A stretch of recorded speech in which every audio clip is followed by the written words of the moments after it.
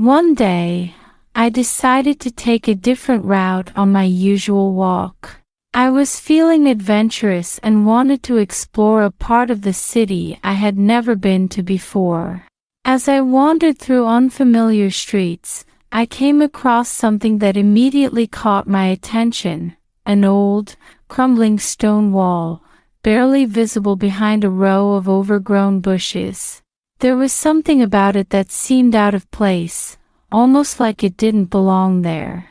Curious, I pushed aside the bushes and found a rusty iron gate hidden behind them.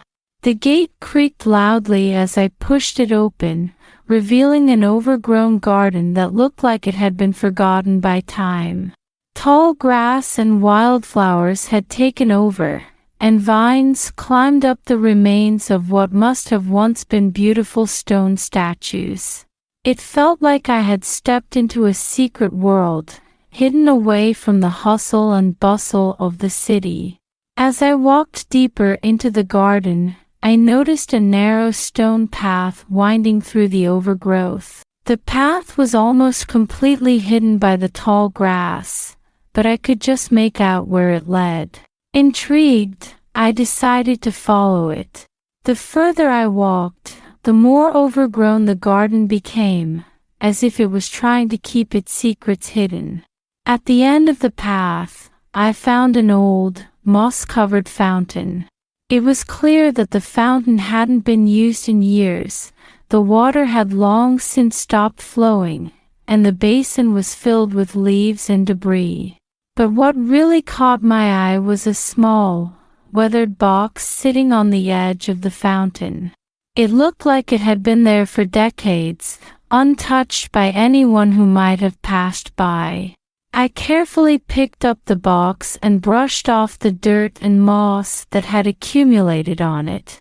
The box was made of wood, and though it was old and worn, it still held together well. My heart raced with excitement as I opened it, wondering what I might find inside. Inside the box was an old, faded letter and a tiny, ornate key.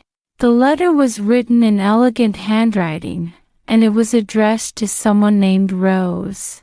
As I read the letter, I discovered that it was written by someone who clearly cared deeply for Rose. The writer spoke of a hidden treasure that they had buried in the garden many years ago. The treasure, they said, was not one of gold or jewels, but something far more valuable, something that would bring joy and comfort to whoever found it. The letter ended with a clue: follow the path of love, and it will lead you to where the sun sets. Intrigued and eager to uncover the mystery, I decided to search for the treasure. I examined the tiny key, wondering what it might unlock. Then, I noticed something I hadn't seen before: a small, stone door hidden behind the fountain. The door was almost completely covered by vines and moss, but I could just make out a tiny keyhole in the center. With trembling hands, I inserted the key into the lock and turned it. The door creaked open, revealing a narrow tunnel that led deep into the earth. The tunnel was dark and cramped, just big enough to crawl through. But I had come too far to turn back now, so I took a deep breath and made my way inside. The tunnel seemed to go on forever, winding its way through the earth. The air was cool and damp, and the only sound was the faint echo of my movements. Finally, after what felt like an eternity, I reached the end of the tunnel. There, buried in the dirt, was a small wooden chest, covered in dust and cobwebs. My heart pounded as I carefully pulled the chest out of the ground and opened it. Inside, I found not gold or jewels, but something far more precious: a collection of old photographs, letters, and a beautiful silver locket. The photographs were of a young couple, laughing and smiling, clearly deeply in love. The letters were written by the same person who had written the letter to Rose, filled with words of love and devotion. And the locket, when I opened it, held a tiny, delicate portrait of the same couple, painted with exquisite detail. As I sat there in the darkness, holding the locket in my hands, I realized that the treasure I had found was not material wealth, but a collection of memories, carefully preserved by someone who had loved deeply and wanted to keep those memories safe. It was a testament to the power of love and the importance of holding on to the moments that matter most.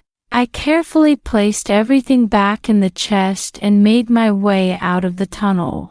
As I stepped back into the garden, I couldn't help but feel a deep sense of connection to the past. The garden, which had once been a place of love and joy, had been forgotten and left to wither away. But now, I had uncovered its secrets and brought its story back to life. As I left the garden, I realized that sometimes, the greatest treasures are not the ones that glitter and shine, but the ones that connect us to the people we love and the memories we hold dear. The story of Rose and her lover had been hidden away for years, but now, it would live on, a reminder that love and memories are the most valuable treasures of all. And that's the story of how I found a hidden treasure in an overgrown garden. It wasn't what I expected, but it was a reminder that sometimes, the most meaningful discoveries are the ones we stumble upon when we least expect it. If you enjoyed this story, don't forget to subscribe for more adventures. Until next time, keep exploring. You never know what treasures you might find.